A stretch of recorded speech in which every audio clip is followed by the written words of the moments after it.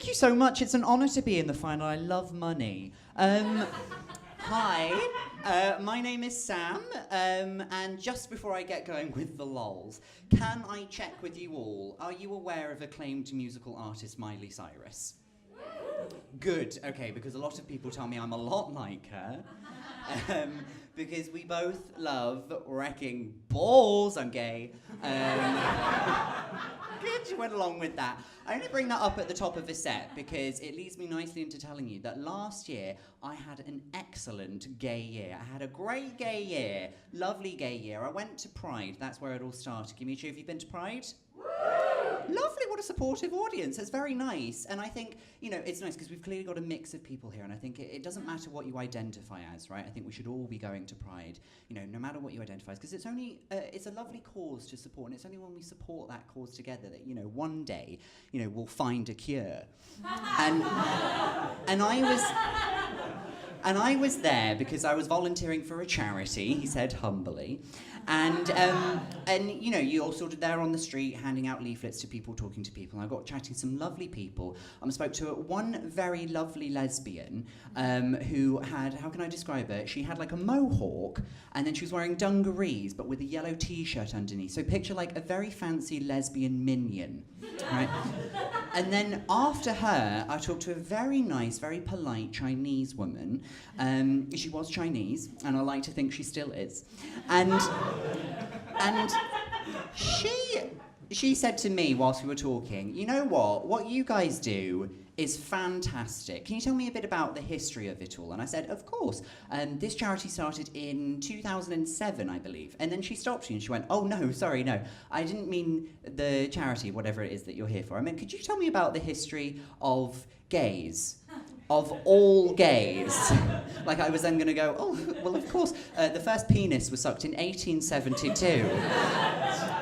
She was very confused as to what was going on there. I think she thought she was at some kind of careers fair because then she asked me how long I'd been gay for, so I said 10 years professionally. And I don't bore people with my coming out story, by the way, because a lot of people saw this coming. I once asked, you know, parents can sometimes tell like when their child is showing symptoms. So I asked my mum once, what's the gayest thing I ever did when I was a child? And she said, well, one Christmas, you asked for a handbag for Christmas as like a fun present. And I was like, well, okay, I'll give that to you, Mum. That's probably the gayest thing I ever did. And she went, no, that's not the gayest thing you ever did. The gayest thing you ever did was the following Christmas. You asked for another handbag because apparently the first one we got you was too trashy. I took one look at it and went, white leather, Mother. I'm effeminate, not a whore. Let's get some culture, please. Bet you're wondering what I kept in the handbag, and the answer is, of course, marbles. I will explain. You know when you're little and you just sort of have that view of the world and that mentality where you see something shiny and interesting, you go, that is going right in my mouth. So I developed a habit of swallowing marbles, because the first one I swallowed, right? I swallowed it. My mum got into a complete panic when she realised. She took me to the doctor. She was like, oh my God, he's going to choke, he's going to suffocate, he's going to poison him, I don't know what's going to happen. Took me to the doctor and he was like, everything's going to be fine, madam. All you have to make sure is he keeps eating and then it passes through his system. But what my mum thought that meant was she had to like overfeed me to make sure that it came out.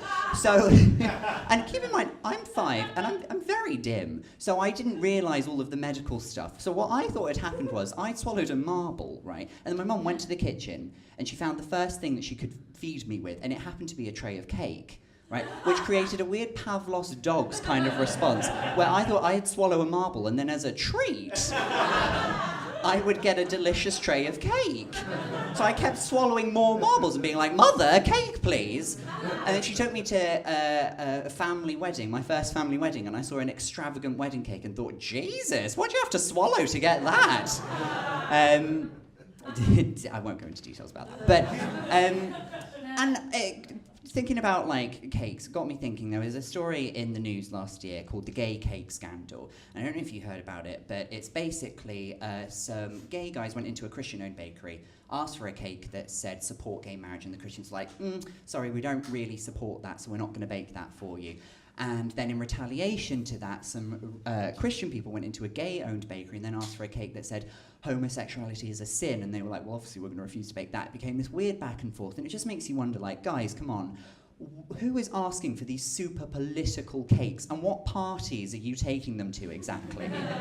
Because I'm just imagining, like, imagine in your office, you're all around Linda from Accounts Payable's desk, right? It's her birthday. You go like, we got you a cake to celebrate, Linda, but for some reason the only one the bakery had was this one that says, Jerusalem is the true capital of Israel. Have a slice.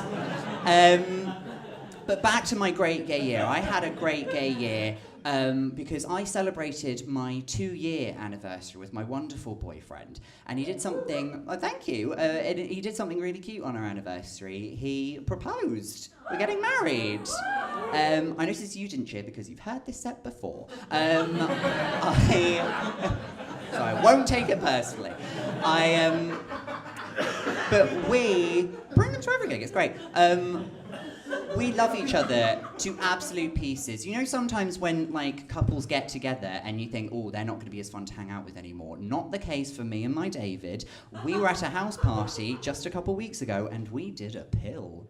I say we did a pill. We split a pill.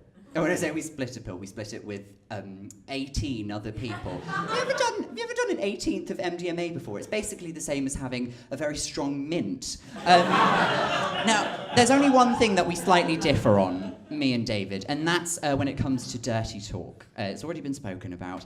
I don't like dirty talk. I think sex is an activity best enjoyed if everybody's just quiet, just very quiet. I actually like to have sex sort of under exam conditions. Just, you know, very much a pencils up, heads down situation, if you follow my drift. Anyway, on that image, lovely to see you guys again. Thanks very much. I'm